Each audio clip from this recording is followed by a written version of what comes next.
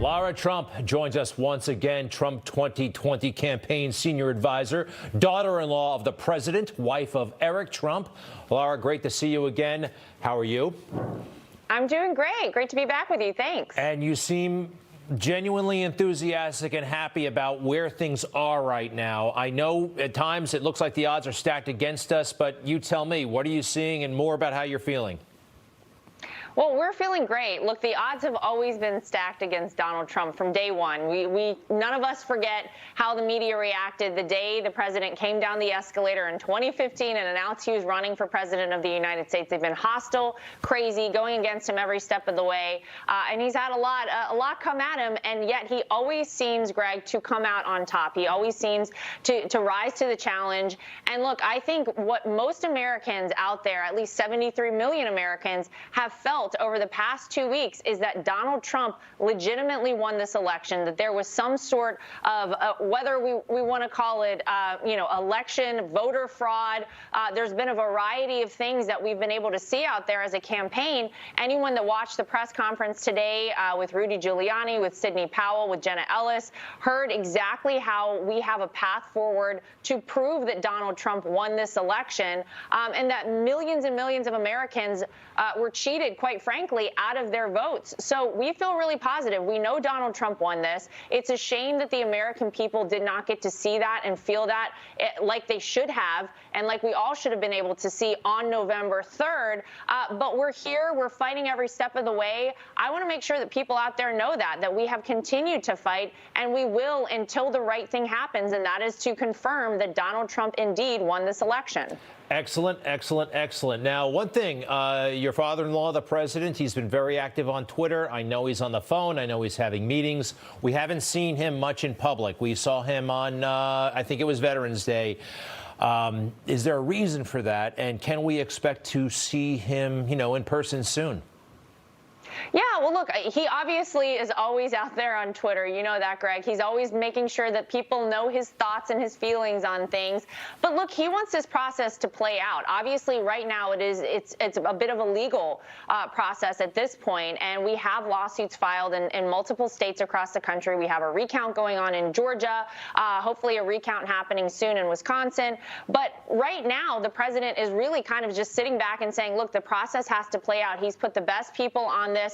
We have great teams across the country in all these various states working on things. And so I think at the right time, the president will come out. But quite frankly, he wants the right thing to happen. And you know as well as I do, if he actually infused himself somehow, the mainstream media would go wild and they would accuse him of infiltrating a process or whatever it would be. They would have some major issue, we know, with Donald Trump being a part of this process. So he's letting it play out. And I think that we're going to have some really good news very soon. He never wins with the media, does he? But he wins with the American people. He does. I really feel that way. All right. So he'll be. I noticed, by the way, the family is not having Thanksgiving as you normally do. Look at me talking about your family, but you usually, I think the tradition is you have it in Mar-a-Lago. You're having it at the White House this year. Any significance to that? Yeah, well, look, this is just sort of an odd year in general. I think we all know that. And I'll tell you, the best thing to take out of that is we all will be together for Thanksgiving. And I think it's sort of crazy to hear how so many have imposed these draconian measures to tell people to lock down, not to get together with their friends and family. And my gosh, of all years that we want to be together to celebrate one another, to celebrate living in the greatest country on earth, it is this year, 2020. It's been a very tough year for people.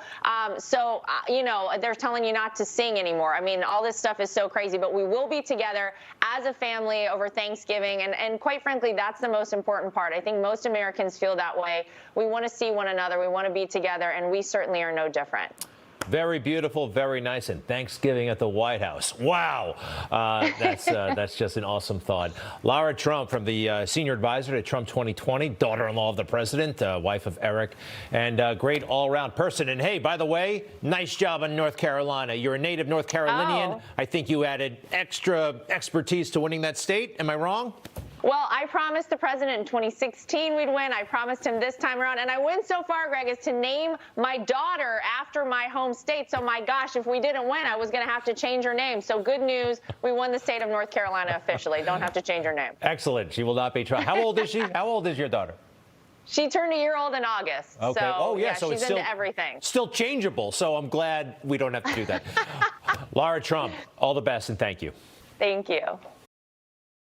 You just watched Newsmax TV, America's fastest growing cable news channel, now in more than 70 million homes. You can get Newsmax TV on your cable system or check your cable guide. And if your system doesn't carry Newsmax, call them, tell them you want Newsmax TV, because we're real news for real people.